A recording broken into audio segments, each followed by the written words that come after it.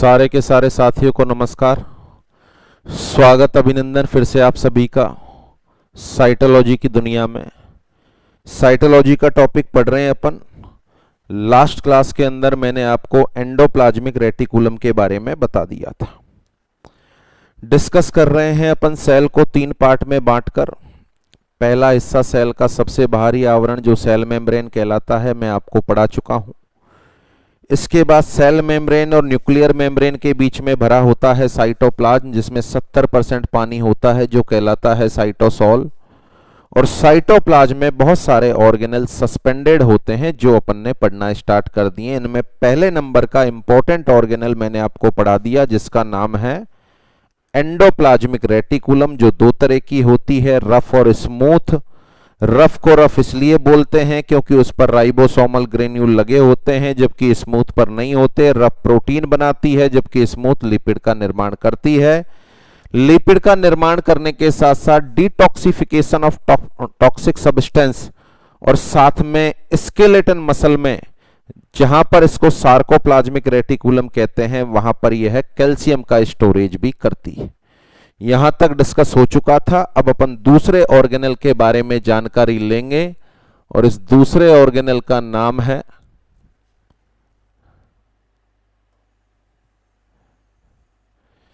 ये आपकी सेल हो गई। ये इस सेल में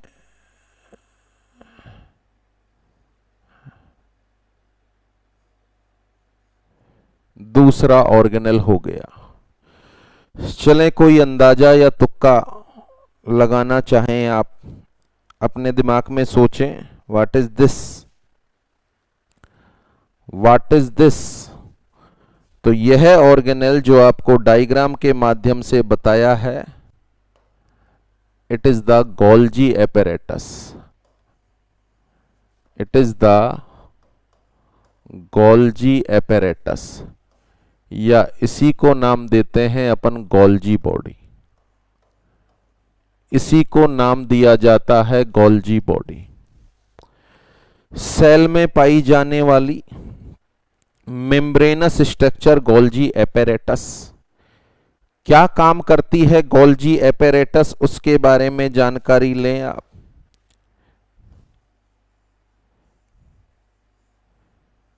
ये सेल के अंदर पाए जाने वाला रफ एंडोप्लाज्मिक रेटिकुलम हो गई।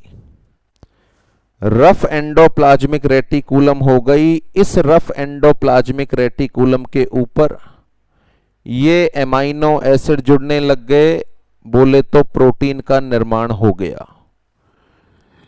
ये जो पर्टिकुलर सेल में अभी प्रोटीन का निर्माण हुआ है, अब इस प्रोटीन की अलग अलग जगह पर आवश्यकता है। फॉर एग्जाम्पल के लिए इस प्रोटीन की जरूरत है माइटोकॉन्ड्रिया के अंदर। इस प्रोटीन की जरूरत है लाइसोसोम के अंदर। देखिए, यहां फिर से समझे इस बात को। सबसे पहले ब्लू कलर में जो मैंने ये एपेरेटस बनाया है, इसका नाम है गोल्जी एपेरेटस। गोल्जी एपेरेटस आपकी मेरी सेल में कौन से फंक्शन को परफॉर्म करती है, ये अपन जानने की कोशिश कर रहे हैं। तो वापस से पिछले लेक्चर पर आते हैं अपन कि रफ एंडोप्लाज्मिक रेटिकुलम पर प्रोटीन का निर्माण हुआ। ये जो रेड कलर में दिख रहा है, यह प्रोटीन है जो रफ ईआर के ऊपर बन गया। अब ये प्रोटीन जाएगा, मान के चलो एग्जाम्पल से समझ लें अपन, माइटोकॉन्ड्रिया में जाएगा, लाइसोसोम में जाएगा, माइक्रोट्यूबुल में जाएगा। सेल के अलग अलग हिस्से में इसको जाना है। तो देखिए, पॉइंट नंबर 1, इस जो प्रोटीन का निर्माण हुआ है, सबसे पहले तो ये माने यह पूरी तरीके से निर्माण नहीं हुआ है, अभी इसकी प्रोसेसिंग बाकी है। अभी इसकी प्रोसेसिंग बाकी है। प्रोसेसिंग होना अभी बाकी है। इसको इस तरीके से समझें अपन, जैसे अपने घरों के अंदर मिठाई बनती है, और कई बार जब ज्यादा बन जाए तो अपन डब्बे में पैक करा के रिश्तेदारों के घर भी भिजवा देते।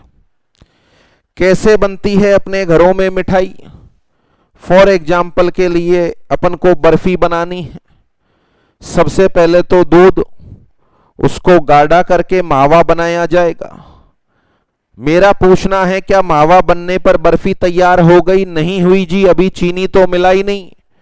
मावा तैयार होने के बाद उसमें चीनी मिलाई जाएगी, फिर उसको ठंडा किया जाएगा, एक थाल में जमाया जाएगा।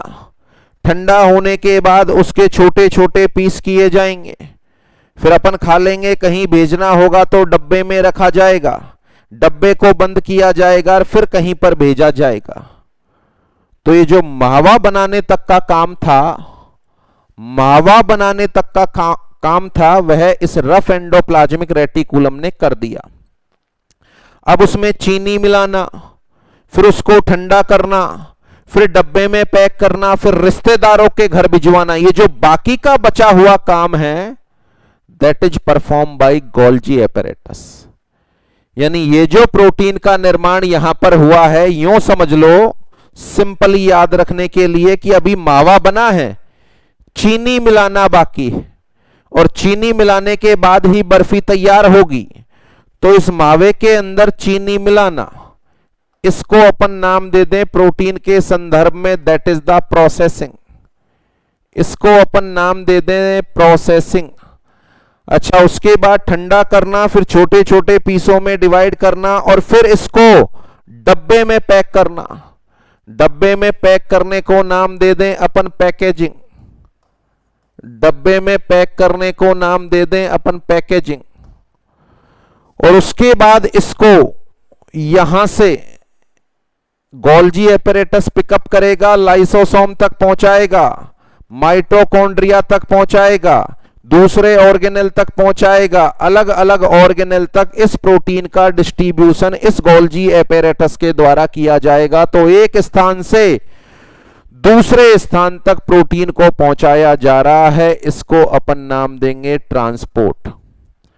प्रोसेसिंग करना, पैकेजिंग करना और ट्रांसपोर्ट करना, किसका करना? प्रोटीन का। किसका करना? प्रोटीन का। यानी जो रफ एंडोप्लाज्मिक रेटिकुलम या राइबोसोम के अंदर प्रोटीन का निर्माण होता है, उस बने हुए प्रोटीन की प्रोसेसिंग करना, पैकेजिंग करना और उसको सेल के अलग अलग पार्ट तक ट्रांसपोर्ट करने के लिए रेस्पॉन्सिबल होती है गोल्जी एपैरेटस। अब ये वाला जो फंक्शन आप देख रहे हो, जितना भी प्रोटीन का निर्माण यहां पर होगा, सारा का सारा प्रोटीन सबसे पहले तो पहुंचेगा गोल्जी एपैरेटस के पास। ये सारा प्रोटीन यहां पहुंचा, ये मेन जगह है जहां पर सारा प्रोटीन पहुंचेगा। अच्छा, सारा प्रोटीन पहुंचने के बाद फिर अलग अलग जगह पर यह डिस्ट्रीब्यूट होगा, फिर अलग अलग जगह पर यह डिस्ट्रीब्यूट होगा। गौर करो आप, यहां अपने गांव में जो पोस्ट ऑफिस है, पोस्ट ऑफिस का क्या काम है? दुनिया भर से डाक, ऑल ओवर कंट्री से डाक वहां आती, एक जगह आती है पोस्ट ऑफिस पे। सारी डाक आ गई संबंधित पोस्ट ऑफिस पर, तो पोस्ट ऑफिस वाले क्या करते हैं, अलग अलग जगह पूरे गांव में उन डाक को बंटवाते हैं। क्या यह अपना पोस्ट ऑफिस लग रहा है? क्या गोल्जी एपैरेटस आपको पोस्ट ऑफिस जैसा फील करा रहा है? यस। सारे प्रोटीन को ले आओ भैया, अलग अलग जहां जहां बन रहा है सबको ले आओ। अब जो आ गया इसको लाइसोसोम के पास भेजो, इसको माइटोकॉन्ड्रिया के पास, इसको माइक्रोट्यूब्यूल के पास, अलग अलग जगह पर उसको भेजने का काम गोल्जी एपैरेटस के द्वारा हो रहा है। तो यह काम शायद आपको पोस्ट ऑफिस जैसी फीलिंग दिला रहा है। तो यहां पर इस पर्टिकुलर क्वेश्चन का आंसर, क्वेश्चन का नाम है which of the following organelle is also known as post office of the cell. Cell के कौन से ऑर्गेनेल को सेल का पोस्ट ऑफिस भी कहा जाता है? आंसर आपको देना है Golgi apparatus. Golgi apparatus is also known as the post office of the cell. Cell का पोस्ट ऑफिस कौन से ऑर्गेनेल को कहा जाता है? आंसर है गोल्जी एपैरेटस को। चलें, इसके अलावा और एक आध पॉइंट। सेल में जो गोल्जी एपैरेटस है, यह एक सेंट्रियोल जो सेल डिवीजन में सहायक होते हैं उनका निर्माण भी करती है। तो कहीं पर क्वेश्चन आ जाए कि सेल में पाए जाने वाले सेंट्रियोल का निर्माण किसके द्वारा होता है, सेल में पाए जाने वाले सेंट्रियोल का निर्माण किसके द्वारा होता है, तो आंसर है गोल्जी एपेरेटस के द्वारा। तो यहां एक और क्वेश्चन बन गया, which of the following organelle is also known as या also responsible for the production of centrosome या सेंट्रियोल। सेल में पाए जाने वाले सेंट्रोसोम का निर्माण कौन सा ऑर्गेनेल करता है, तो आंसर देना है आपको गोल्जी एपेरेटस। इसके अलावा देखें, ये एक पर्टिकुलर सेल है, सेल में मेटाबॉलिज्म हुआ और मेटाबॉलिज्म होने के बाद ये वेस्ट प्रोडक्ट बना। अब ये जो वेस्ट प्रोडक्ट बना है, सेल चाहती है कि यह सेल से बाहर निकल जाए। किसी भी तरह के वेस्ट प्रोडक्ट को सेल से बाहर निकालना, किसी भी तरह के वेस्ट प्रोडक्ट को सेल से बाहर निकालना, इस प्रक्रिया को नाम देते हैं अपन एक्सोसाइटोसिस। इस प्रक्रिया को अपन नाम देते हैं exocytosis.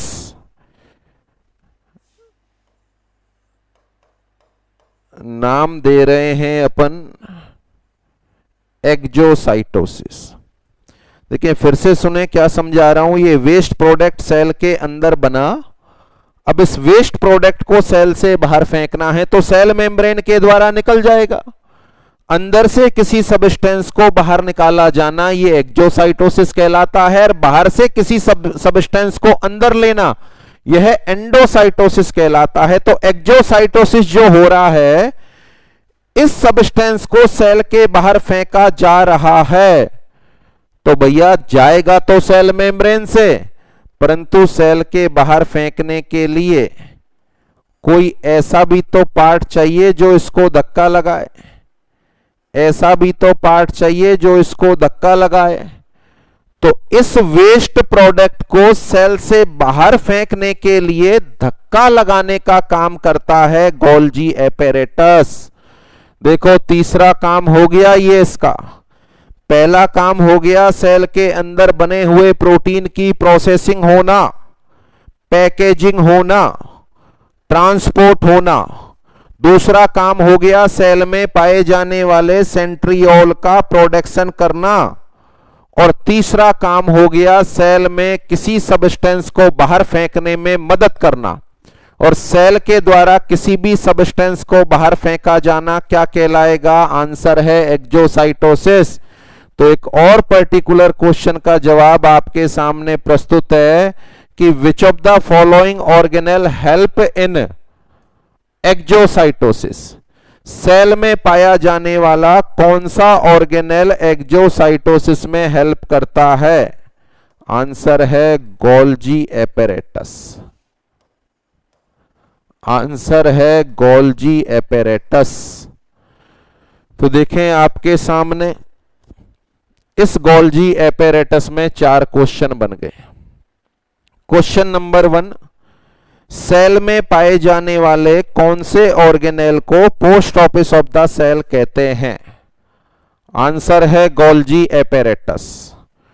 Question number 2, which of the following organelle is responsible for processing, packaging and transport of protein to the different part of organelle, answer है गोल्जी एपेरेटस। कौन से ऑर्गेनेल के द्वारा सेंट्रोसोम या सेंट्रियोल का प्रोडक्शन होता है, आंसर है गोल्जी एपेरेटस। और विच of the following organelle also help in exocytosis, the answer is Golgi apparatus. तो ये दूसरा ऑर्गेनेल हो गया जिसका नाम है Golgi apparatus. Is that clear? I think complete हो गया, पूरा आपको समझ में आ गया, चारों क्वेश्चनों का जवाब मिल गया। Question number 1, question number 2, question number 3 और क्वेश्चन नंबर 4। एक्सोसाइटोसिस में मदद कौन करेगा, सेंट्रोसोम का निर्माण कौन करेगा, किसको post office of the cell भी कहते हैं और कौन प्रोटीन का ट्रांसपोर्ट करने के लिए रेस्पॉन्सिबल है। Is that clear? तो ये पहला पार्ट हो गया। Now come on to the next, अगले ऑर्गेनेल के बारे में अपन बात करें। ऑर्गेनेल नंबर 3,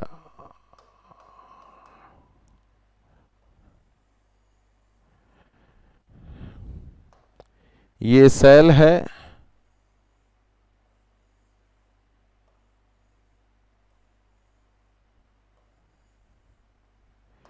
ये सेल में पाए जाने वाले ऑर्गेनेल सारे एक जैसे हैं। पूछना है मेरा आपसे, what is the name of this organelle? कि सर बहुत पुरानी बातें हो गई, फर्स्ट ईयर में पढ़ी थी, अब तक कहां याद रहेगा। बाकी मैक्सिमम साथियों को याद है। इस पर्टिकुलर ऑर्गेनेल का नाम है लाइसोसोम। इस पर्टिकुलर ऑर्गेनेल का नाम है लाइसोसोम। क्या काम आते हैं lysosome? What are the normal function of lysosome?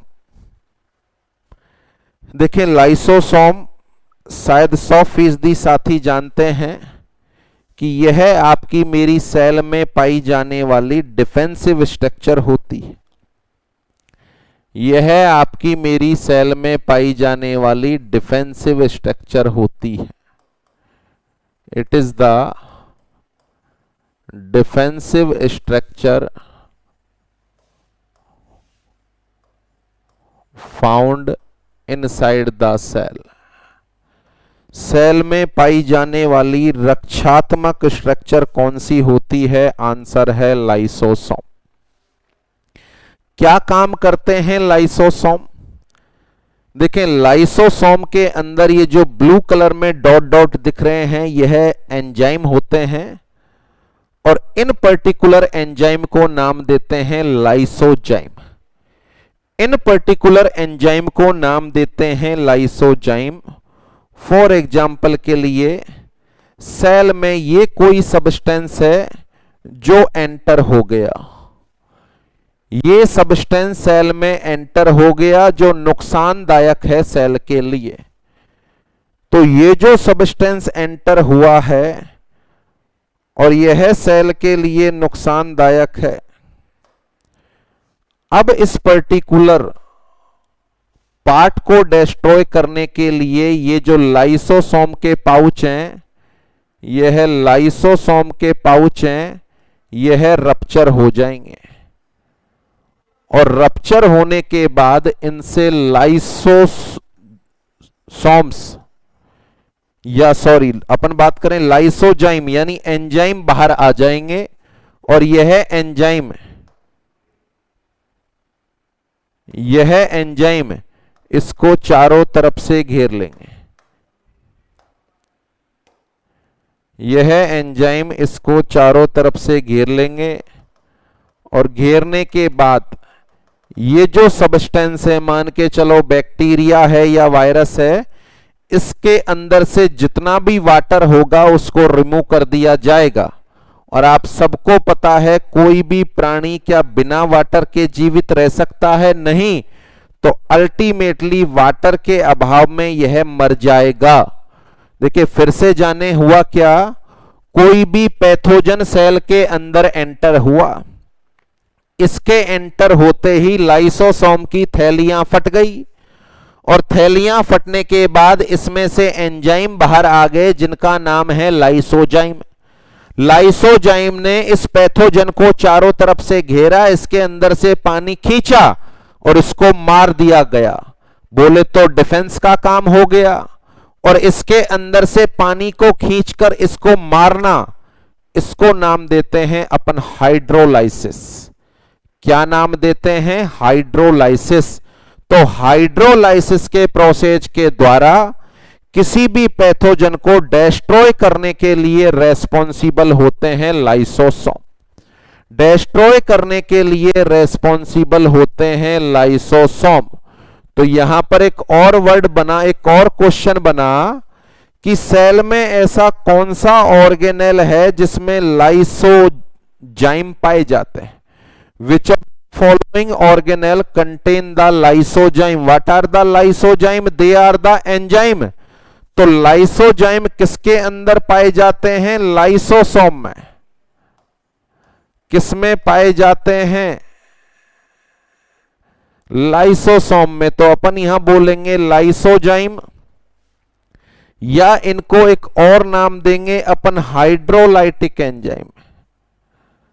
Lysozyme, या इनको एक और नाम देंगे अपन हाइड्रोलाइटिक एंजाइम, क्योंकि यह हाइड्रोलाइसिस करते हैं। लाइसोजाइम या hydrolytic enzyme are found inside the lysosome, are found inside the lysosome. ऐसे ऑर्गेनेल का नाम बताओ जिसके अंदर हाइड्रोलाइटिक एंजाइम पाए जाते हैं। ऐसे ऑर्गेनेल का नाम जिसके अंदर हाइड्रोलाइटिक एंजाइम पाए जाते हैं, आंसर है लाइसोसोम। चलें और आगे बढ़ें अपन। इस पर्टिकुलर बात से आप समझ गए कि सेल में रक्षात्मक स्ट्रक्चर कौन सी है, आंसर है लाइसोसोम। ये अपनी सेल है, ये सेल में पाए जाने वाले लाइसोसोम हैं, और ये लाइसोसोम के अंदर पाए जाने वाले हाइड्रोलाइटिक एंजाइम हैं। ये हैं हाइड्रोलाइटिक एंजाइम। अभी अभी मैंने समझाया कि यह थैलियां लाइसोसोम वाली तब फटती हैं जब कोई पैथोजन सेल के अंदर एंटर होता है। क्या बिना पैथोजन की एंट्री के भी यह फट सकती है? आंसर है यस। देखिए, जब किसी सेल को ऑक्सीजन से डेप्रीवेटेड रखा जाएगा, ऑक्सीजन से डेप्रीवेटेड का मतलब है सेल की ऑक्सीजन सप्लाई को पूरी तरीके से कम कर दो या बंद कर दो, तो ऑक्सीजन की कमी के अभाव में भी यह थैलियां फट जाती है। और यह थैलियां फटेंगी, फटने के बाद क्या बाहर निकलेंगे इनसे? लाइसोजाइम। क्या बाहर निकलेंगे इनसे? लाइसोजाइम या हाइड्रोलाइटिक एंजाइम। ये एंजाइम प्रोटीन से मिलकर बने हैं और ये अंधे हैं। अभी अभी मैंने समझाया कि इन्होंने बैक्टीरिया, वायरस या पैथोजन को मारा, तो बैक्टीरिया, वायरस या पैथोजन किससे मिलकर बना है? प्रोटीन से। इसका मतलब इन्होंने प्रोटीन को खाया, इन्होंने प्रोटीन को खाया। अभी कोई भी पैथोजन एंटर नहीं हुआ है, केवल सेल में ऑक्सीजन की कमी हो गई है, तो ये थैलियां फट गई और इन थैलियों से लाइसोजाइम या हाइड्रोलाइटिक एंजाइम बाहर आ गए। जब ये बाहर आ गए, भैया ये किसी चीज को तो खाएंगे, इनको तो खाना है प्रोटीन। अब पैथोजन तो इनको मिलेगा नहीं, but Golgi apparatus, ribosome, rough ER, mitochondria, cytoskeleton, all are composed by protein. Even then cell membrane also composed by protein, nuclear membrane also composed by protein। तो ये तो अंधे हैं, इनको थोड़ी पता कि ये पैथोजन है या नहीं है, इनको तो प्रोटीन मिला, ये खाएंगे। अब ऑक्सीजन की कमी से जब ये थैलियां रप्चर होंगी और लाइसोजाइम या हाइड्रोलाइटिक एंजाइम बाहर आएंगे, तो सेल के समस्त ऑर्गेनेल को खाना स्टार्ट कर देंगे। और सारे ऑर्गेनेल को खाने का मतलब है जब ऑर्गेनेल ही खत्म हो जाएंगे तो सेल भी खत्म हो जाएगी। भैया सेल ऑर्गेनेल से ही तो चल रही है, इसका मतलब सेल में पाई जाने वाली खुद की स्ट्रक्चर खुद को ही खा गई। सेल में पाई जाने वाली खुद की स्ट्रक्चर खुद को ही खा गई, तो ये तो कभी कभार आत्महत्या भी करा देती है। कब कराएंगी आत्महत्या? मेनली जब ऑक्सीजन का सैचुरेशन कम हो जाएगा सेल के अंदर। तो इन पर्टिकुलर स्ट्रक्चर्स को सेल के लिए आत्मघाती थैली भी कहा जाता है। इन पर्टिकुलर स्ट्रक्चर को सेल के लिए आत्मघाती थैली भी कहा जाता है। क्या बोले अपन आत्मघाती थैली को? Suicidal bag of the cell. क्या नाम दें अपन? Suicidal bag of the cell. शायद आप में से 99% विद्यार्थियों को पता है कि सेल में पाई जाने वाली कौन सी structure suicidal bag of the cell कहलाती है। आंसर है लाइसोसोम। Is that clear? अगले पॉइंट के बारे में बात करें। ये सेल है, ये लाइसोसोम है। ये बाहर से कोई पैथोजन आ गया, ये आ गया, ये आ गया, ये आ गया। ये जब आया तो यहां से लाइसोजाइम निकले, ये मार दिया, इसको मार दिया, इसको मार दिया, इसको मार दिया। अब ये सेल में क्या हो गया? कचरा। बताओ, सेल में जो बाहर से पैथोजन आया है वह सेल के लिए कचरा है। वह सेल के लिए कचरा है क्योंकि उसको तो मारना है, वेस्ट है, और उसको नहीं मारा तो वह पैथोजन सेल को मार डालेगा। तो यह है उस कचरे का निस्तारण कर रही है। जगह जगह पर कचरा जो बनाया हुआ है उसको डिस्ट्रॉय करके। तो सेल में ऐसा कौन सा ऑर्गेनेल है जिसको गार्बेज सिस्टम ऑफ सेल के नाम से भी जाना जाता है? Which of the following organelle inside the cell are also known as garbage system of cell? Answer आपको देना है लाइसोसोम। तो देखें, दो क्वेश्चन और बन गए इसमें। निम्न में से कौन से ऑर्गेनेल को सेल के अंदर सुसाइडल बैग के नाम से भी जाना जाता है? आंसर है लाइसोसोम।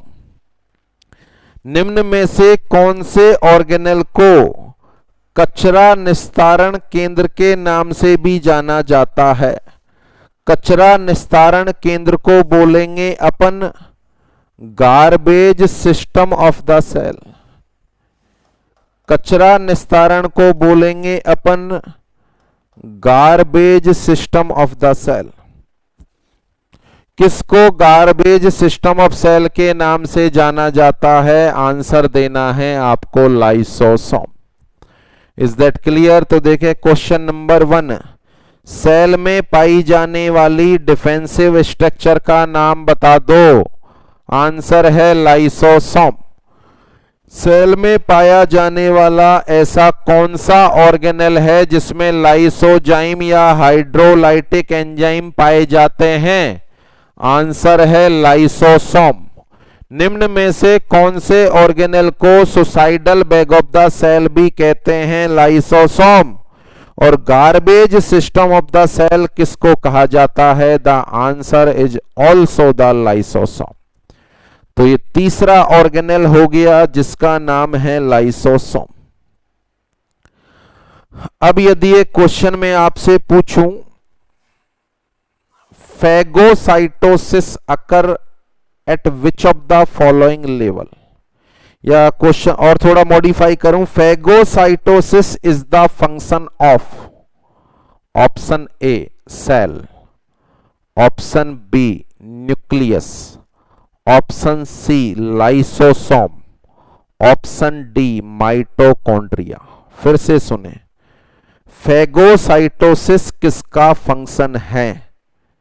सेल का, न्यूक्लियस का, लाइसोसोम का, माइटोकॉन्ड्रिया का। मेरा जो अनुभव है वो बता रहा है कि मैक्सिमम साथियों का यह आंसर जो आपके दिमाग में आ रहा है लगभग गलत है, क्योंकि अभी अभी पढ़ा के चुका हूं मैं और यही आप आंसर चेप रहे हो कि सर इसका आंसर तो लाइसोसोम है। नो, अभी डायग्राम से समझाया, लाइसोसोम ने फेगोसाइटोसिस कहां किया? लाइसोसोम ने तो हाइड्रोलाइसिस किया। लाइसोसोम ने तो हाइड्रोलाइसिस किया। जो फेगोसाइटोसिस है वह तो सेल के लेवल पर परफॉर्म होगा।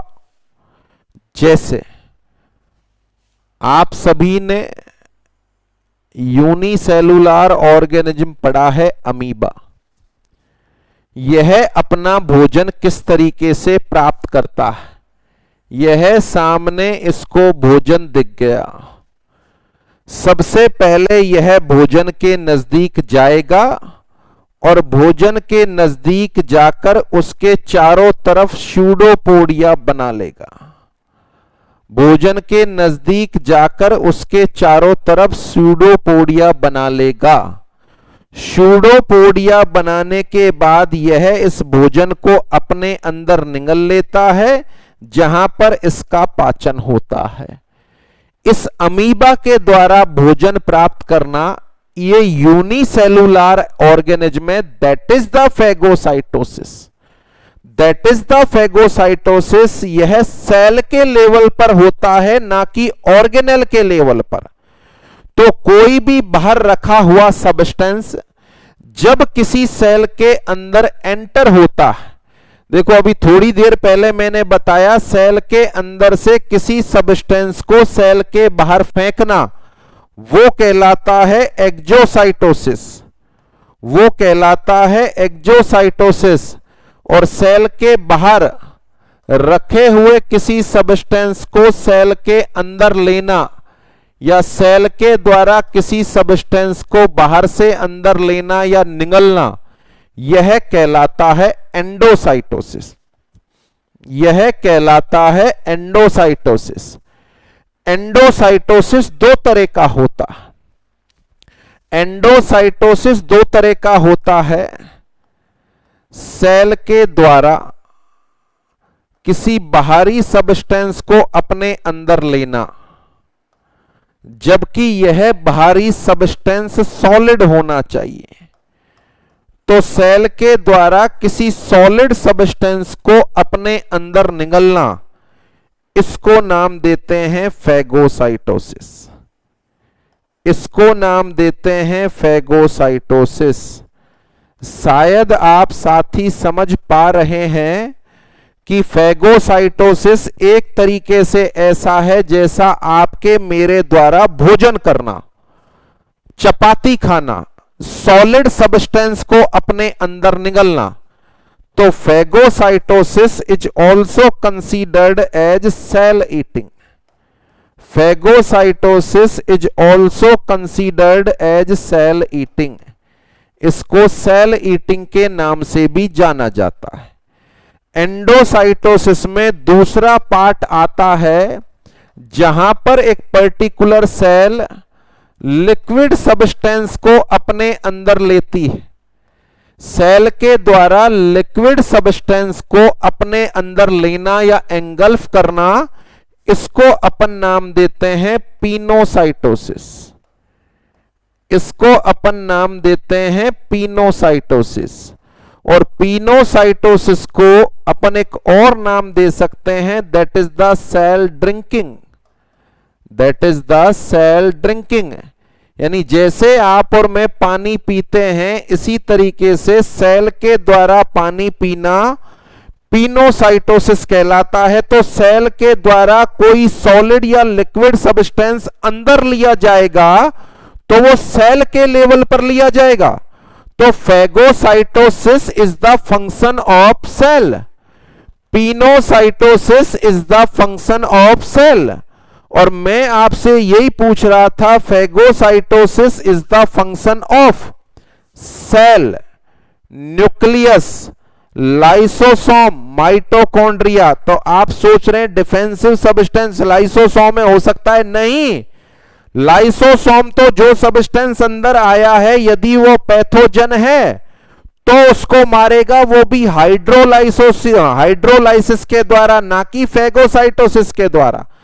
तो देखें, दो अलग अलग वर्ड हो गए। सेल के द्वारा किसी अंदर वाले सब्सटेंस को गोल्जी एपेरेटस की सहायता से धक्का मार के बाहर फेंकना, एक्जोसाइटोसिस। सेल के बाहर किसी सब्सटेंस को सेल के द्वारा अंदर निगलना, एंडोसाइटोसिस। यदि वो सब्सटेंस सॉलिड है तो फेगोसाइटोसिस, और यदि वो सब्सटेंस लिक्विड है तो पिनोसाइटोसिस कहलाएगा। What is the phagocytosis? It is also considered as cell eating. और what is the pinocytosis? Also considered as cell drinking and it occur at the level of cell.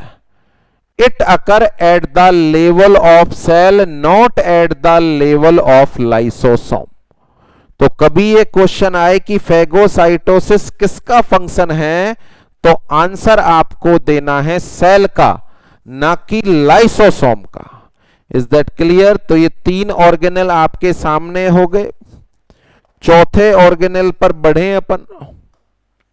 Organelle number 4,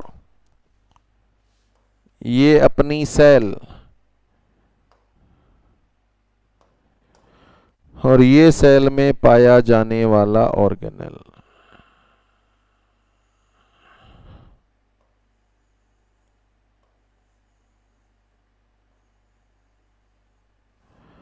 मुझे नहीं लगता कि आप में से कोई ऐसा है जिसने ये वाला डायग्राम नहीं देखा। ये उभार वाले पार्टों को बोलते हैं अपन क्रिस्टी। इनको अपन नाम देते हैं क्रिस्टी। और ये जो पर्टिकुलर डबल लेयर्ड ऑर्गेनेल है, इस ऑर्गेनेल को नाम दिया जाता है माइटोकॉन्ड्रिया। इस ऑर्गेनेल को नाम दिया जाता है माइटोकॉन्ड्रिया। सबसे ज्यादा सेल में आने वाले क्वेश्चन का जवाब, जिसको यदि मैं नहीं भी पढ़ाऊं तो भी आंसर आपको पता, जिसको यदि नहीं भी पढ़ाया जाए तो भी आंसर आपको पता है कि सेल का पावर हाउस किसको कहा जाता है, और आंसर है माइटोकॉन्ड्रिया। सबसे ज्यादा बार पूछा गया क्वेश्चन है। देखिए, इसमें जो पावर हाउस वाली बात है वो मैं पहले समझा चुका हूं। ग्लूकोज का मेटाबॉलिज्म होगा, पहला साइकिल चलेगा, ग्लूकोज यहां आएगा, साइटोप्लाज्म में होगा ग्लाइकोलाइसिस। इसके बाद पायरुविक एसिड से एसिटिल कोएंजाइम ए बनता है, वो माइटोकॉन्ड्रिया में जाता है, यहां चलता है क्रेब्स साइकिल। क्रेब्स साइकिल से जो एनर्जी यील्डिंग सब्सटेंस बनते हैं, उनसे एटीपी प्राप्त भी यही होती है। उस तीसरे फेज को नाम देते हैं electron transport chain. Electron transport chain जिसमें सर्वाधिक एटीपी प्राप्त होती है, तो ईटीसी कहां पर होती है? Inside the mitochondria. इसका मतलब सर्वाधिक एटीपी का प्रोडक्शन कहां होगा? माइटोकॉन्ड्रिया में। So that's why it is known as power house of the cell. Cell में सर्वाधिक एटीपी का प्रोडक्शन माइटोकॉन्ड्रिया में होता है। So that's why it is also known as power house of the cell. ये तो मरते दम तक ध्यान रहने वाला क्वेश्चन है कि सेल में पाए जाने वाले कौन से ऑर्गेनेल को power house of the cell भी कहा जाता है। आंसर है mitochondria. It is also known as power house of the cell due to the maximum ATP production, due to the maximum ATP production, maximum ATP production की वजह से इसको power house of the cell के नाम से जाना जाता है। एटीपी प्राप्त करने का जो प्रोसेस होता है उसको ऑक्सीडेटिव फॉस्फोरिलेशन कहते हैं। By the oxidative phosphorylation, ATP प्राप्त करने का जो प्रोसेस होता है उसको ऑक्सीडेटिव फॉस्फोरिलेशन के नाम से जाना जाता है। So that's why the mitochondria are also known as power house of the cell due to the maximum production of ATP by the process of oxidative phosphorylation.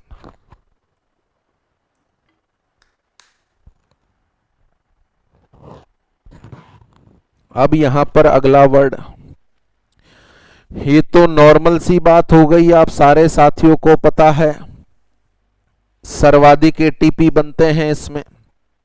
एक और स्पेशल बात, ये अपनी सेल,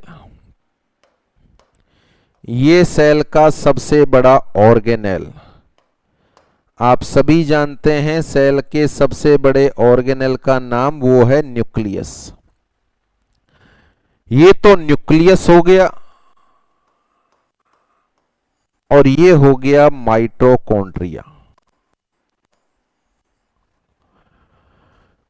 देखें दोनों में एक बेहद ही इंपॉर्टेंट बात यहां बताने जा रहा हूं, दोनों में पाया जाता है डीएनए।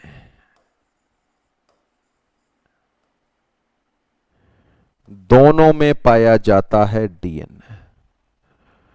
देखो गौर करें, न्यूक्लियर में पाया जाने वाला डीएनए ये तो हो जाएगा जी न्यूक्लियर डीएनए। न्यूक्लियस में पाया जाने वाला डीएनए ये तो हो जाएगा न्यूक्लियर डीएनए, और माइटोकॉन्ड्रिया में पाया जाने वाला डीएनए ये हो जाएगा माइटोकॉन्ड्रियल डीएनए। अच्छा, सेल की सारी एक्टिविटी को कंट्रोल कौन करता है? न्यूक्लियस। किसकी सहायता से? डीएनए की सहायता से। अच्छा, क्रोमोसोम का निर्माण होता है, 46 क्रोमोसोम जो अपनी सेल में है वो कौन बनाता है? डीएनए। कौन सा डीएनए? Nuclear DNA. कौन सा डीएनए? Nuclear DNA. सेल में जितने भी प्रोटीन का निर्माण है वह भी डीएनए से होता है। आगे पढ़ा दूंगा मैं, प्रोटीन का निर्माण डीएनए कराता है, डीएनए से आरएनए बनता है। कौन सा डीएनए कराता है? Nuclear DNA.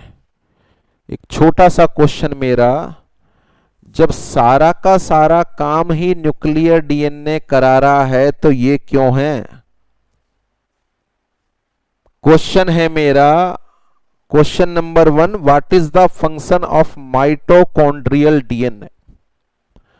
What is the function of mitochondrial DNA? Mitochondria में जो डीएनए है वह क्या काम आता है? अच्छा, यदि क्वेश्चन ये आया आपके एग्जाम में, विच of the following organelle contain DNA? Nucleus, mitochondria, rough ER, Golgi apparatus. शायद 100% साथी की सर न्यूक्लियस। अगर क्वेश्चन ये आए which of the following organelle contain DNA, nucleus, mitochondria, दोनों, राइबोसोम, आंसर है दोनों, दोनों में होता है। क्वेश्चन ये आए which of the following organelle contain DNA, mitochondria, rough ER, Golgi apparatus, lysosome, the answer is mitochondria. Question मेरा इतना सा, माइटोकॉन्ड्रिया में डीएनए क्या काम आता है? पहला क्वेश्चन। क्वेश्चन नंबर 2, न्यूक्लियस का डीएनए क्या एक पीढ़ी से दूसरी पीढ़ी में जाता है? सारे साथी दिमाग से सोचकर आंसर दे रहे हैं, दिमाग में आ रहा है यस सर। क्या माइटोकॉन्ड्रिया वाला डीएनए भी अगली पीढ़ी में जाता? क्या माइटोकॉन्ड्रिया वाला डीएनए भी अगली पीढ़ी में जाता है? That is my 2 question. Mitochondria में पाया जाने वाला डीएनए क्या काम आता है, और क्या माइटोकॉन्ड्रिया वाला डीएनए अगली पीढ़ी में जाता है? इन दोनों क्वेश्चन का आंसर।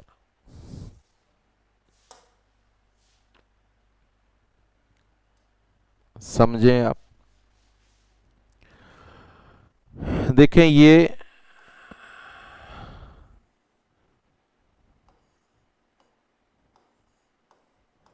स्पर्मेटोगोनिया,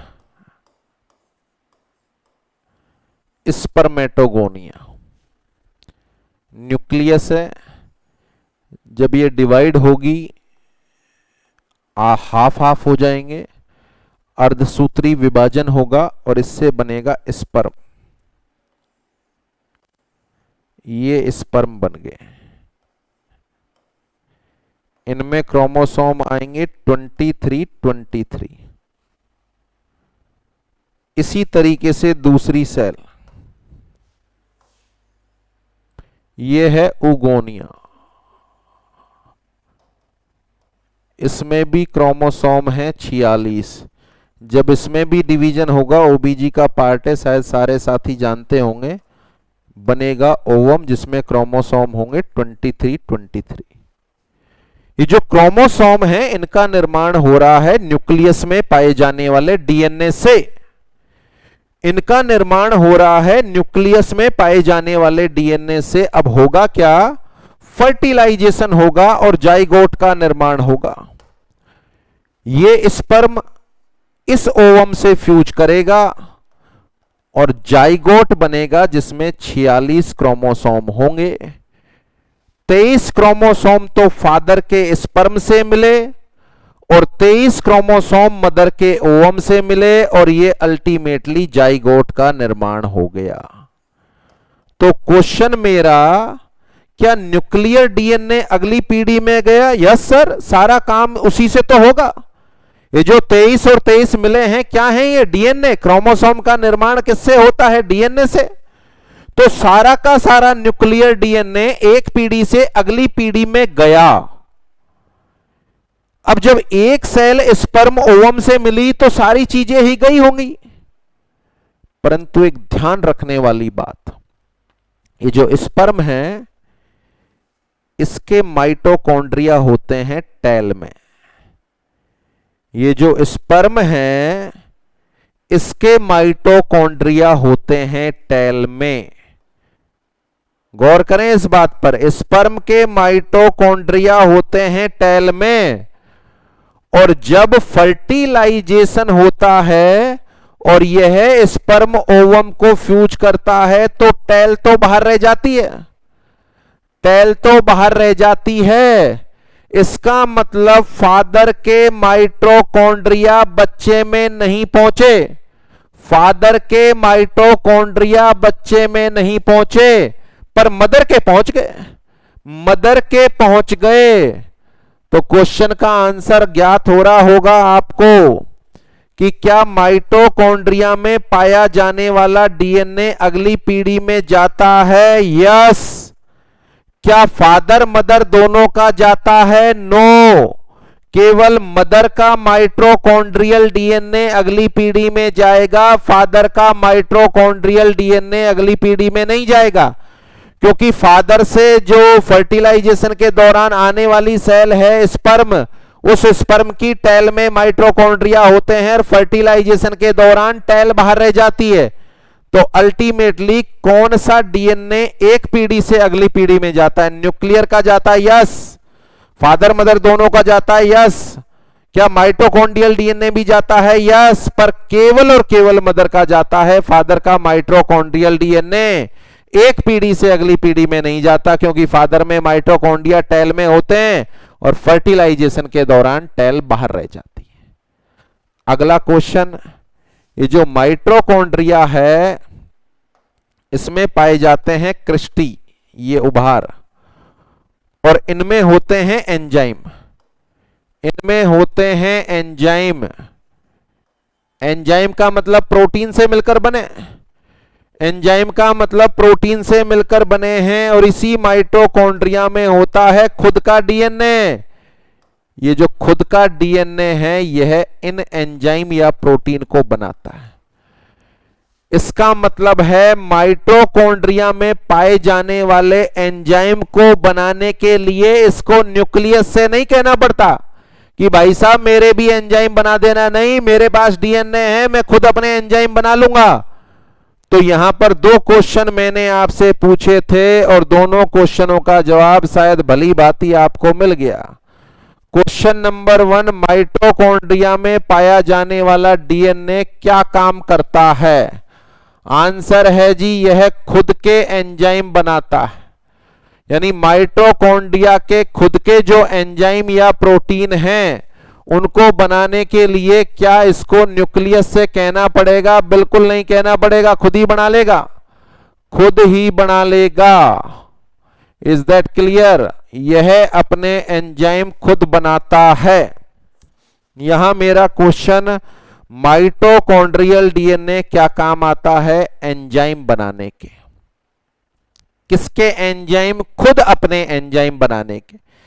क्या माइटोकॉन्ड्रियल डीएनए एक पीढ़ी से दूसरी पीढ़ी में जाता है? आंसर है यस।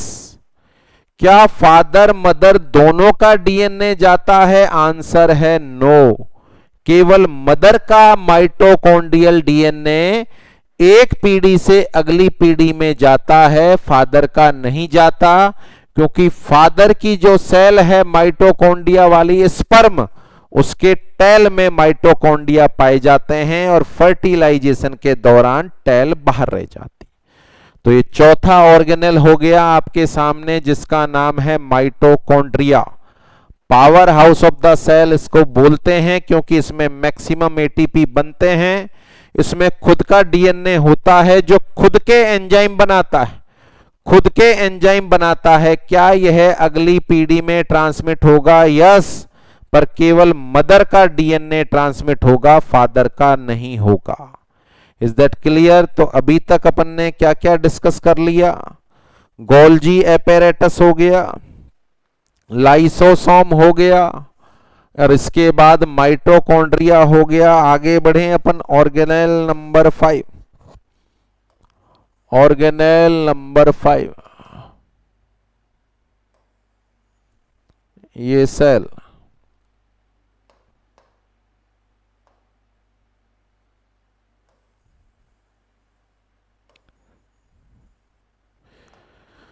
और ये सेल में पाए जाने वाले ऑर्गेनेल, ब्लू कलर में जो मैं बना रहा हूं, यह सेल में पाए जाने वाले ऑर्गेनेल।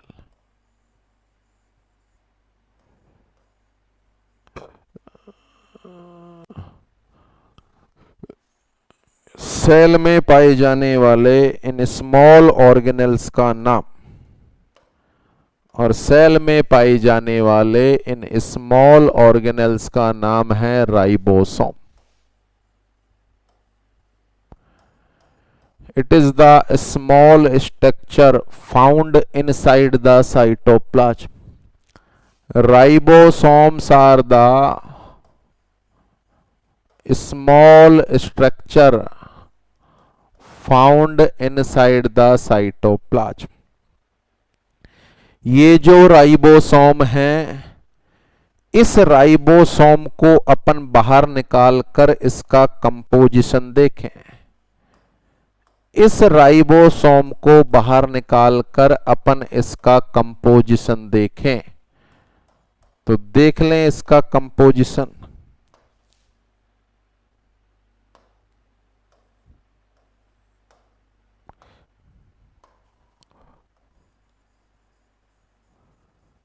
यह दो कंपोनेंट से मिलकर बना हुआ है।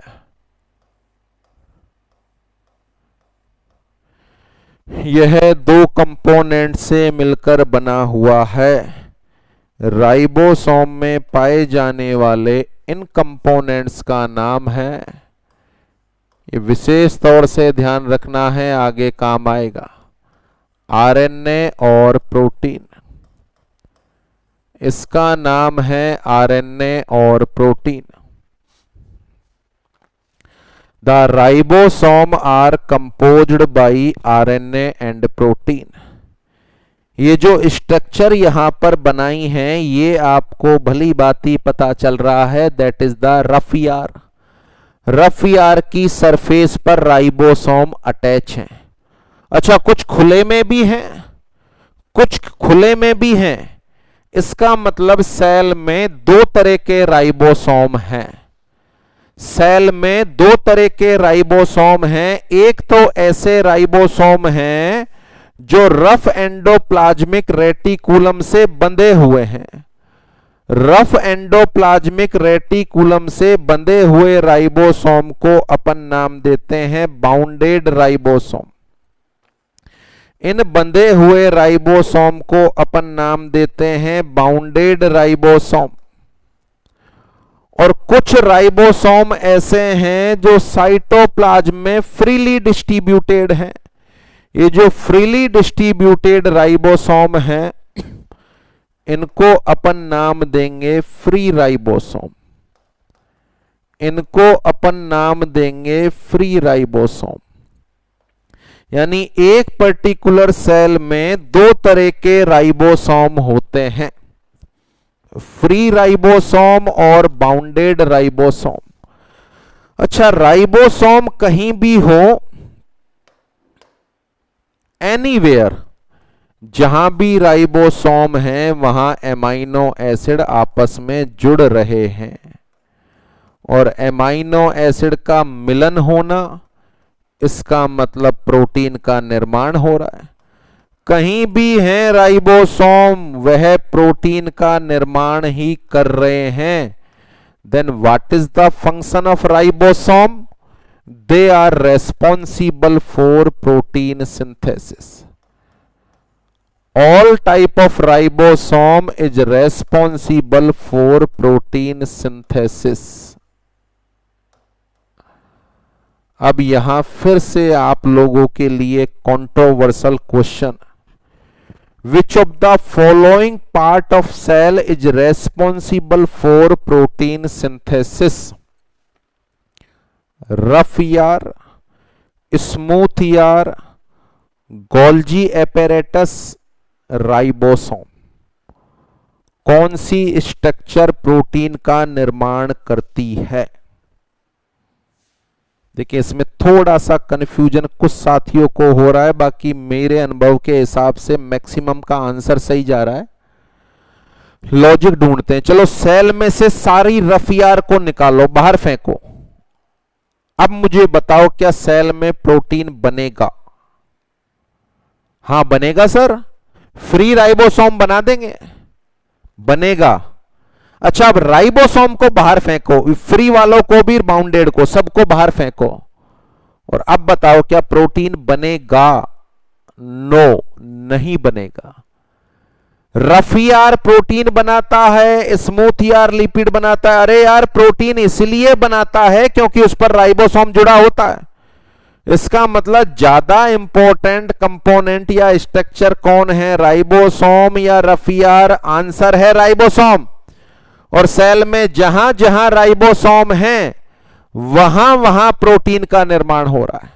सेल में जहां जहां राइबोसोम है, वहां वहां प्रोटीन का निर्माण हो रहा है। तो एक और वर्ड अपन बोल सकते हैं, सेल में जगह जगह प्रोटीन फैक्ट्री खुली हुई है। सेल में जगह जगह प्रोटीन फैक्ट्री खुली हुई है। तो सेल में ऐसा कौन सा ऑर्गेनेल है जिसको प्रोटीन फैक्ट्री के नाम से भी जाना जाता है? आंसर है राइबोसोम। देखो, राइबोसोम और रफ यार दोनों आ जाएं तो दोनों में से प्रोटीन बनाने वाली ज्यादा इंपॉर्टेंट स्ट्रक्चर कौन सी है? आंसर है राइबोसोम। आंसर है ribosome. So that's why the ribosome are also known as protein factory. अच्छा, सेल में जितने भी ऑर्गेनेल हैं, सबको प्रोटीन की आवश्यकता होती है, और सारा का सारा प्रोटीन बनाने की जिम्मेदारी किसने ली हुई है? राइबोसोम ने। So that's why the ribosome is an important structure inside the cell. तो देखिए, सिंपली अपन बोले, ribosome are the small structures found inside the cytoplasm. They are composed by RNA and protein. आगे ये रोल आएगा, diagram दिमाग में fix रख लेना। It is composed by RNA and protein. The ribosome which are found inside the cell are distributed as number 1 bounded ribosome. They are attached with rough endoplasmic reticulum and free ribosome. They are freely distributed inside the cytoplasm. All type of ribosome are responsible for protein synthesis. So that's why the ribosome are also known as protein factories. इनको protein factory के नाम से जाना जाता है। Is that clear? एक और last point, सबसे पहली स्ट्रक्चर मैंने आपको पढ़ाई एंडोप्लाज्मिक रेटिकुलम, उसके ऊपर मेम्ब्रेन होती है। इसके बाद Golgi apparatus that is also contain the membrane, then lysosome that is also contain the membrane, mitochondria also contain the membrane but it is the membrane less organelle, it is the membrane less organelle. तो एक और point या last point आपको इसके लिए दिमाग में रखना है कि सेल में कौन सा ऑर्गेनेल मेम्ब्रेन लेस होता है। तो सेल में दो ऑर्गेनेल मेम्ब्रेन लेस होते हैं, वन इज द लाइसोसोम और सेकंड जो इसके बाद अपन पढ़ने वाले। तो ये हो गया राइबोसोम। राइबोसोम के बाद नेक्स्ट ऑर्गेनेल, ऑर्गेनेल नंबर 6, ये सेल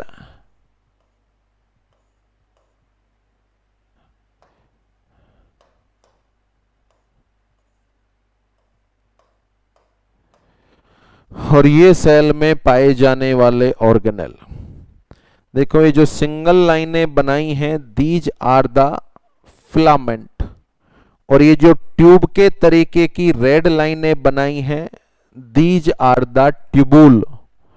ये जो मैंने बनाया है दे आर द ट्यूबुल और फिलामेंट, परंतु ये बहुत छोटे होते हैं इसलिए इनको नाम देते हैं माइक्रो। तो इन पर्टिकुलर स्ट्रक्चर का नाम है microtubule and microfilament, microtubule and microfilament. सबसे पहला पॉइंट तो इनके बारे में भी, इनके ऊपर भी राइबोसोम की तरह मेम्ब्रेन नहीं होती, so that's why they are also the membrane less organelle, they are also the membrane less organelle, इनके ऊपर भी मेम्ब्रेन नहीं होती। अगला पॉइंट, यह अपने शरीर में क्या काम करते हैं? सेल इस पोस्चर में है तो इसी पोस्चर में रहेगी। अगर इन सारे पार्ट को निकाल दें माइक्रोट्यूबुल और माइक्रोफिलामेंट को, तो हो सकता है सेल ऐसी हो जाए। इसका मतलब सेल को उसके फर्म शेप में रखने का काम ये कर रहे हैं। जैसे आपके मेरे शरीर में बोन और कार्टिलेज अपन को मैकेनिकल सपोर्ट प्रदान करते हैं, इसी तरीके से यह भी सेल को मैकेनिकल सपोर्ट देते हैं। इनकी एब्सेंस में सेल कोलैप्स हो सकती है। तो what are the function of microtubule and microfilament? They are responsible to provide the mechanical support of cell. They are responsible to provide the mechanical support to the cell. They are responsible to provide the mechanical support to the cell. अच्छा, cell को mechanical support दे रहे हैं, bone और cartilage जैसा काम कर रहे हैं, तो सेल के शेप को मेंटेन भी रख रहे हैं। यानी सेल को शेप प्रदान कराने का काम तो सेल मेम्ब्रेन का है, पर इसको इसी शेप में रखने का काम माइक्रोट्यूबुल और माइक्रोफिलामेंट का है। तो यहां अपन बोलेंगे they are also responsible to maintain the shape of the cell, also responsible to maintain the shape of the cell। यह सेल को शेप प्रदान कराते हैं।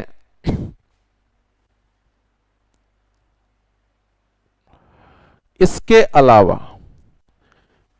अलावा अपन बात करें, जैसे अपने शरीर में बोन है ऐसे ही सेल की बोन हो गई है, माइक्रोट्यूबुल और माइक्रोफिलामेंट सेल की बॉन हो गई एक तरीके से, और जो अपनी बॉन है उनको अपन नाम देते हैं स्केलेटन, और ये सेल का स्केलेटन हो गया, और सेल के स्केलेटन को अपन नाम देंगे साइटोस्केलेटन। क्या नाम देंगे? साइटोस्केलेटन। तो सेल में पाई जाने वाली कौन सी स्ट्रक्चर को साइटोस्केलेटन के नाम से जाना जाता है? आंसर है माइक्रोट्यूब्यूल एंड माइक्रोफिलामेंट।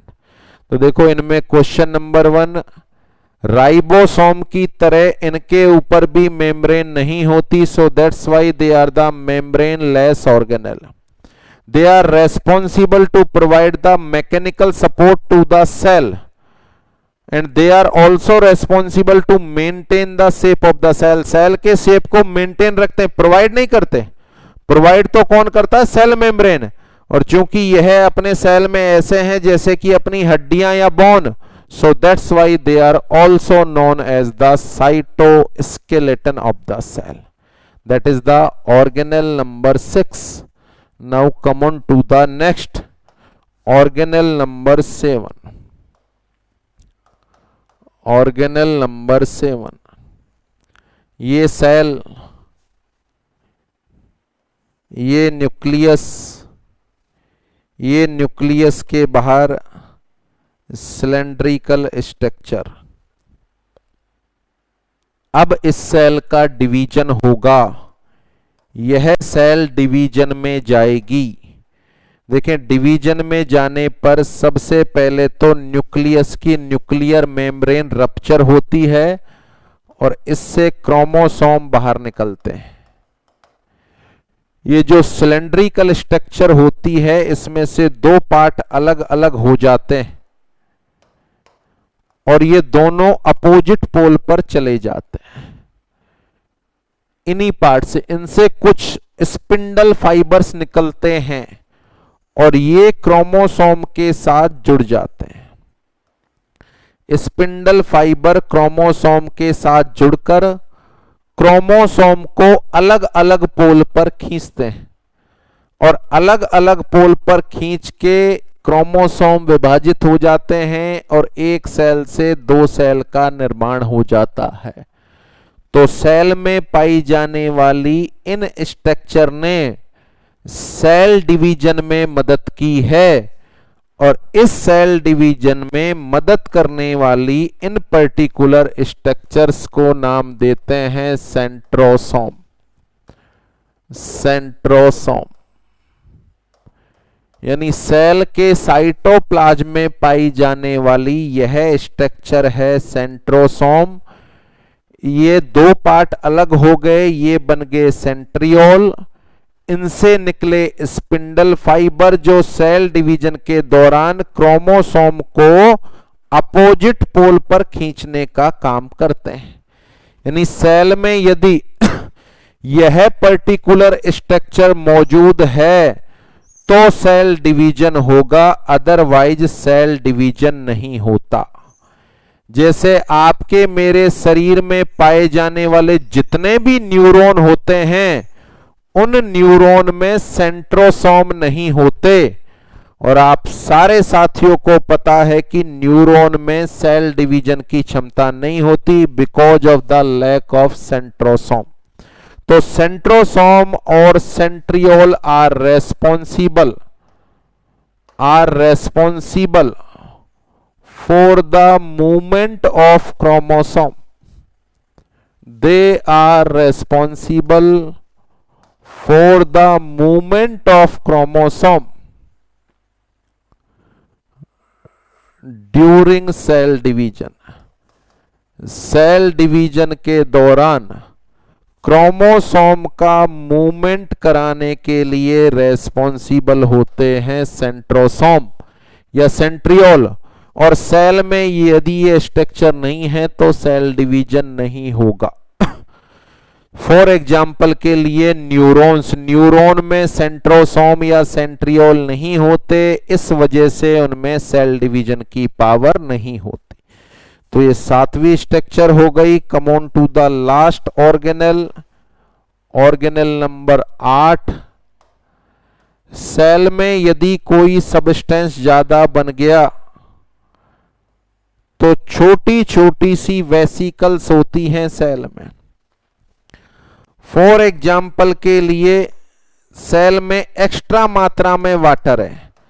अब वाटर तो काम की चीज है यार। सेल में प्रेशर बढ़ रहा है तो ऐसा नहीं वाटर को सेल बाहर फेंक देगी, नहीं, काम आ जाएगा। इसको अंदर अलमीरा में रख लो या अलमारी में रख लो, तो इस वाटर को इस अलमारी में रख लिया जाता है।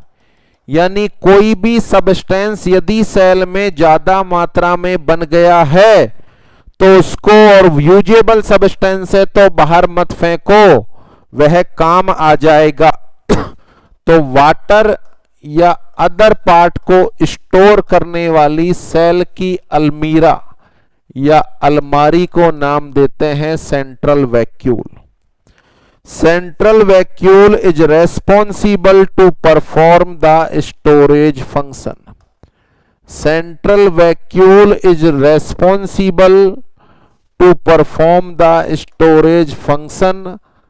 खासकर स्टोरेज होता है इसके द्वारा वाटर का, यानी सेल में एक्स्ट्रा मात्रा में बचे हुए पानी को स्टोर करने के लिए रेस्पॉन्सिबल होती है सेंट्रल वैक्यूल।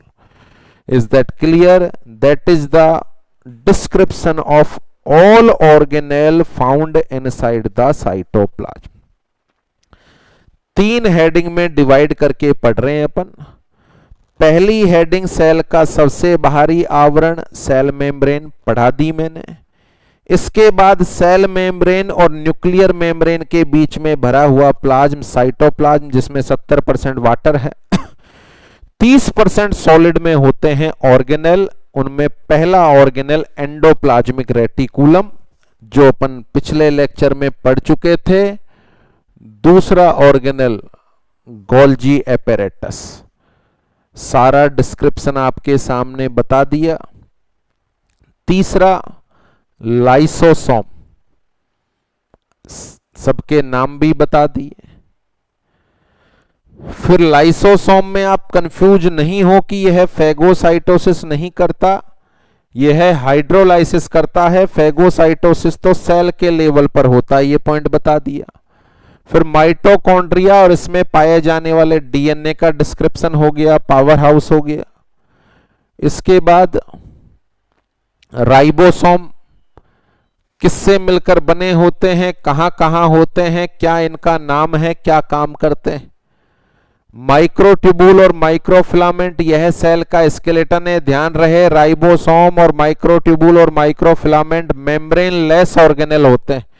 उसके बाद सेल डिवीजन में क्रोमोसोम को खींचने का काम करते हैं सेंट्रोसोम, तो इनके बिना सेल डिवीजन नहीं हो सकता। यदि किसी सेल में सेंट्रियोल या सेंट्रोसोम नहीं है तो सेल डिवाइड नहीं होगी। फॉर एग्जांपल के लिए न्यूरॉन्स। और उसके अलावा सेल में एक्स्ट्रा मात्रा में कोई चीज बन जाए तो उसका स्टोर करना हो, जो सेल के लिए यूजेबल हो, तो स्टोर करने का काम किया जाता है सेंट्रल वैक्यूल के द्वारा। तो that's all about the organelle and their description which are found inside the cell. I think totally आपको समझ में आ गया। 2 पोर्शन आपके यहां पर कंप्लीट होते हैं। पहले पोर्शन का नाम सेल मेम्ब्रेन, दूसरे का नाम साइटोप्लाज्म। अब चूंकि अपन सेल को 3 हेडिंग में डिवाइड करके पढ़ रहे हैं, तीसरी हेडिंग है न्यूक्लियस। वैसे तो यह एक तरह का ऑर्गेनेल है, परंतु बहुत सारे फैक्ट हैं जो इसके बारे में बताने हैं मुझे, इसलिए इसको सेपरेटली अपन पढ़ेंगे, क्योंकि यह सेल का सबसे लार्जेस्ट ऑर्गेनेल होता है। तो आई थिंक टोटल ये आपको समझ में आ गया। टाइम थोड़ा सा ज्यादा हो गया, तो आज के अभी के लिए इतना ही। नेक्स्ट लेक्चर में अपन फिर से मिलते हैं और न्यूक्लियस का पूरा डिस्क्रिप्शन आपको पढ़ाया जाएगा। Is that clear? तो टाइम हैज ओवर। आज अभी के लिए इतना ही। आप साथियों का बहुत बहुत धन्यवाद। Thanks to all.